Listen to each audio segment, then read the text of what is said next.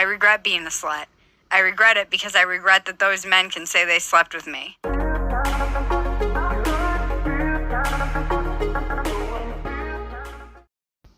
Okay, I came across this video on TikTok of this lady sharing the repercussion of her being sexually liberated, enjoying herself, living her best life, and just the repercussions of it. Like I think she wrote a letter to herself, thinking back or expressing how she truly felt.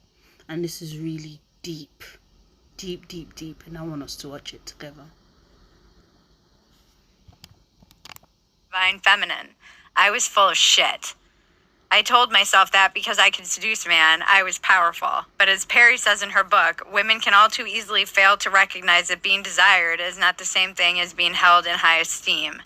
Deep down inside, I knew that to be the case. But as a defense mechanism, I created a man-eater persona. My mantras were rigid. You can either have a career or a relationship, but you can't have both. Intimacy is creepy. Motherhood and children are a trap. Sex is only about power. Another set of lies built on trauma. When a man I slept with had the courtesy to reach out, I mistook relief for happiness, rewiring my brain to be grateful for the bare minimum. The saddest realization is how low I set the bar. A lifetime of allowing myself to be the other woman, taken for granted or treated like a doormat under the false pretense of being empowered, came to head one night with the arrival of a text message from an on-again, off-again lover. "Good night, baby, I love you," it said, quickly followed by, "Wrong person." Rock bottom doesn't always look like losing everything or ending up in jail. I wanted to be able to have meaningless sex like a guy, but it didn't work. Today's youth are fed an even more dangerous lie than the one that was fed about loveless sex. I was told sex doesn't matter. They're being told biology doesn't matter. This is... Okay, I'm just gonna pause it here. What I've experienced as a single mom trying to date is actually men telling me that, it's not like you're a virgin. Telling the same lies that she was telling herself. Men actually believe that these days, and I'm not sure whether they truly believe it, but they're just hoping that you have that mindset. They're like, "Oh, you are so old school, life is on the fast lane now, you're so boring, you're quite immature," gaslighting you to want to be sexually liberated, to just give yourself freely. Maybe they buy you a nice meal so they feel like they're entitled to your body, and if you have standards, somehow you're immature, you're so like old school. People don't do that now anymore. People are on the fast lane.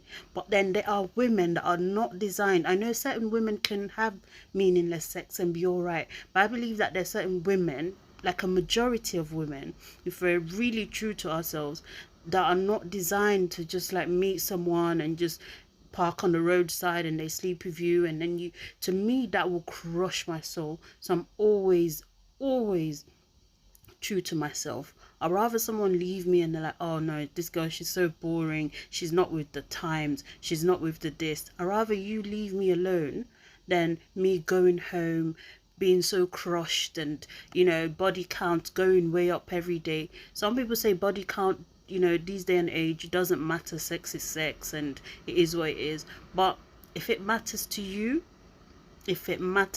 deep down, do not, let anyone pressurize you just because you want to show them that you are with the times, you are, a liberated woman, so you go with the flow. So this day and age, men are the one pushing this. You're a liberated woman, have sex, doesn't mean anything, doesn't mean like if I have sex with you, that doesn't mean I'll leave you, blah blah blah. But this woman is actually opening up, sharing the fact that she had this facade that, yeah, I don't care being the other woman, I don't care being banged, and then the next day or even after, straight after, the person's leaving, no communication after that. Some women care, and it's okay to care. All right, so yeah, I just thought I should share that. I regret being a slut. I regret it because I regret that those men can say they slept with me. Gen X women in particular really relate to this, and it's like they're stumbling back from a war being like, go back. It was a lie. It's a trap. It just seems like women who have been sold this kind of millennials too, in particular, the like people who grew up with Sex in the City and this idea that we can just have sex with men consequence free and that it doesn't somehow damage our soul. A lot of women have said that they identify with this. The problem with so much of this stuff is that you keep doing damage to yourself. At least I did. In my attempt to keep proving to myself that sex was empowering, that I could have sex like a man, I kept damaging myself, damaging my spirit and soul in ways that I didn't really fully comprehend at the time. I was too young and I was too high or drunk in many instances. And you can see when I read the piece, it's still painful because I wish I knew better.